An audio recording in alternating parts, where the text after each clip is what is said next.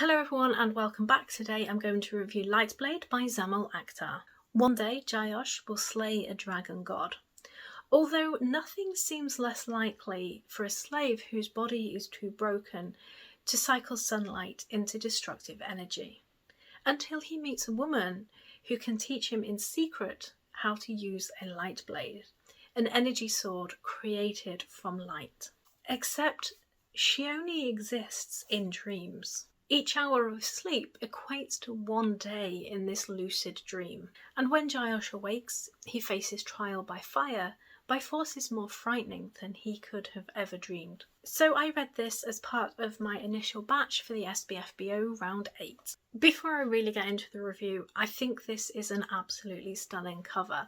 Also, there is art within the book, and this is even in the Kindle version. It really is a lovely thing. This world is immediately unlike anything that I have come across so far. Coupled with an absolutely luscious writing style, I was pulled in so hard and fast in this book. So we follow Jayosh quite closely throughout this one. When we meet him at the start, he is in a truly hopeless situation, which has driven him to some quite desperate actions. We can feel the weight of Jayosh's life and experiences. These emotions come over so well, and we really are deep into his life. He goes on a journey throughout, and I really enjoyed watching him experience the world and discovering that perhaps things he thought about the world were not quite the truth. That being said, there is a touch of uncertainty about his situations and motives at the start, which can make it a little bit slower to perhaps like him as we get started. I generally loved the other characters. We see them generally from Jayosh's perspective, so we don't get as much intimate detail about their lives as we have with his. But I loved discovering their experiences and how initial reactions may not have been fair. They all seem complex and have a good solid place in this world. I really enjoyed how relationships and interactions changed between characters as they got to know each other and understand more about who they all were. This is not a safe place to be. This world is fraught with danger. As we discover at the start, where Jayosh works, people could potentially face death if their machine breaks down, and there's always the threat of war looming. This world is powered by light and by different colours of light, and this was one of the most fascinating aspects to untangle about the book, because it is not handed to you. You have to experience it along with Jayosh as he discovers more about things away from his experience with this.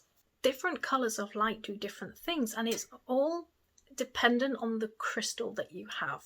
You inhale a certain colour of light to do something, and some are easier to use than others, and there are definitely consequences for overuse. The crystals themselves are just as interesting. So much of the book revolves around them, and again, so little is explained. They fit into a pouch that you have in your body, and again, that's not really explained, and you can do different things with different crystals and access different lights. But everyone has a dream crystal that they insert and can enter this other world of dreams.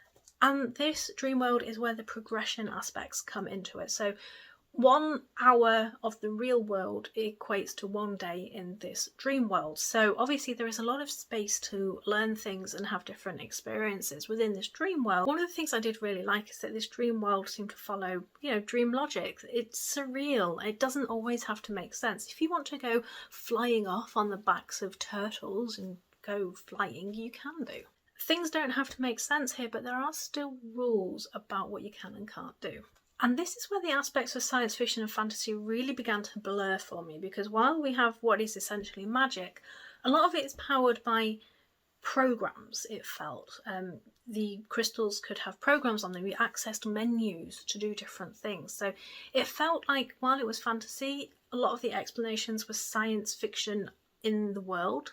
Then, while the dream world was fascinating, and I really enjoyed the time there and seeing how it affected the characters and how things changed for them while they were in this dream world, it did remove some of the immediate threat of the real world, because we would have all of this downtime in a rather perilous situation. So you just have time where it wasn't quite so drastic. it just felt like it was breaking the flow up somewhat. The peril felt paused as we had all of this time to train for the next thing we needed to do. That said, I did inhale about the last 30% of this at the same rate I would inhale a bag of Cadbury's giant buttons. And I think it just proves that I need to get the gunmetal gods, because I did mean to, but I didn't. They have nothing to do with each other, but I kept meaning to read it. I'm going to be upfront here. I'm not the biggest fan of progression fantasy. I've tried a few and I haven't really, vibed with them. But I found in this one there is so much going on in the world all the time that the progression aspects really helped tie all of those things together, so you could understand where the characters were going and how their experiences have worked with what's going on in the world. And there's a dragon. Enjoy. So if you have read this one, I would love to know your thoughts. Thanks for watching, and I shall see you all soon.